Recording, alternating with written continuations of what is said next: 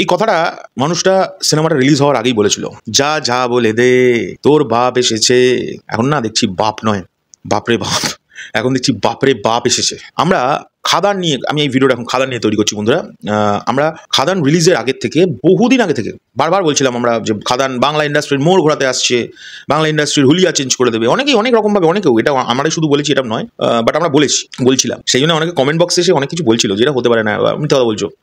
But সেটা তো সবার মুখে ঝামা ঘষে দিয়ে, এরকম করে ঝামাটা এরকম করে ঘষে দিয়ে যা তৈরি করেছে বক্স অফিস খাদান, সেটা রেকর্ডের বাপ। এখন বিষয় হচ্ছে, এই যে ওয়ার্ডটা আমরা বারবার ইউজ করছিলাম যে বাংলা ইন্ডাস্ট্রির ভোলটা পাল্টে দেবে খাদান, এটা প্রমাণ হয়ে গেছে বন্ধুরা।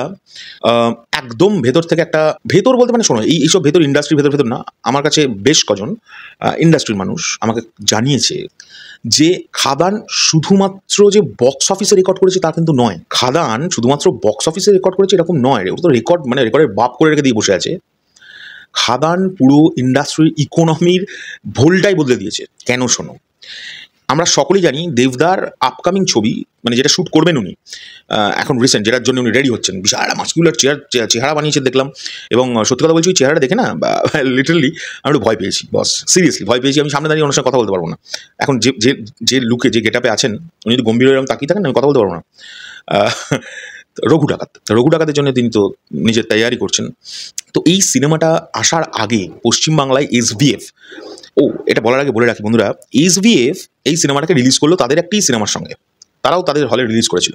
এবং তারা বাধ্য হয়েছে স্ট্যাটাস দিতে যে বাংলা ছবির, বাংলা ইন্ডাস্ট্রিতে পশ্চিমবাংলায় খাদান তাদের সিনেমা হলে চলা সবচেয়ে সাকসেসফুল ছবি। এদিকে ভাবো, তাদেরই একসঙ্গে আরেকটা ছবি রিলিজ করেছিল যেটা নিয়ে প্রচুর প্রচুর প্রচুর সমালোচনা হয়েছিল। মানে সেই ছবিটার সঙ্গে খাদানের অনেক অনেক ঝামেলা হয়েছিল। আমি আর ওগুলো রিপিট করতে চাইছি না।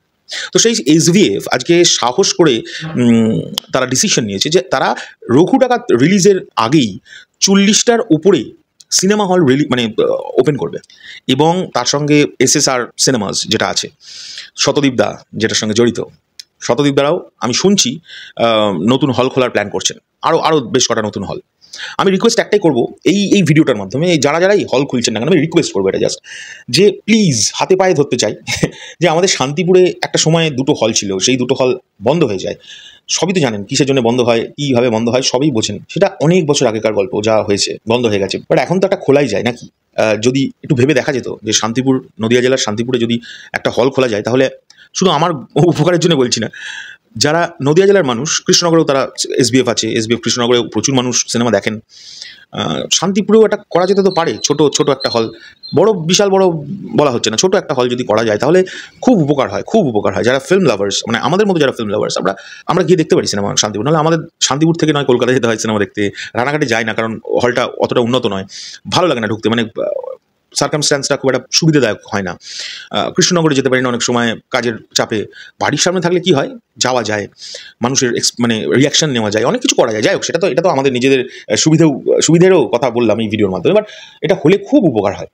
আমি একটা রিকোয়েস্ট রাখতে চাই যারা হল মালিক তাদের ক্ষেত্রে। এছাড়াও আমি যেটা বলতে চাইছি সেটা হচ্ছে, দেখো, একটা খাদান এবং সেই খাদানের সাকসেস আজকে ইন্ডাস্ট্রির মোড় ঘুরিয়ে দেবে। এই কথাটা যে বলতাম, মোড়টা শুধু ঘুরিয়ে দেয়নি, হুলিয়া চেঞ্জ করে দিয়েছে। যে আরও হল তৈরি করার প্ল্যানিং চলছে। যারা হল তৈরি করবেন ভাবছেন, তারা তো এতদিন ভাবেননি, তারা ভয় পাচ্ছিলেন যে এবার না হলগুলো বন্ধ করতে হয়। কিন্তু একটা খাদান, একটা বাংলা ছবি, পশ্চিমবাংলায় তৈরি হয়েছে একটি ছবি, যে ছবিটা রেকর্ড সৃষ্টি করেছে। এবং সেই ছবিটা এই পশ্চিমবাংলার বাংলা ফিল্ম ইন্ডাস্ট্রির হুলিয়া বদল করে রেখে দিয়েছে। তাহলে একটা ভালো ছবি তৈরি করতে পারলে মানুষ হলে যায়। অ্যাকশন ছবি চলে না কনসেপ্টটা ঝাঁটা মেরে সরিয়ে দিয়েছে দেবদা। ভালো ছবি করলে মানুষ দেখতে যায়, শুধুই সুপার বললে হয় না, সুপার স্টার এটা দিয়ে হয় না, ভালো মানুষ হতে হয়।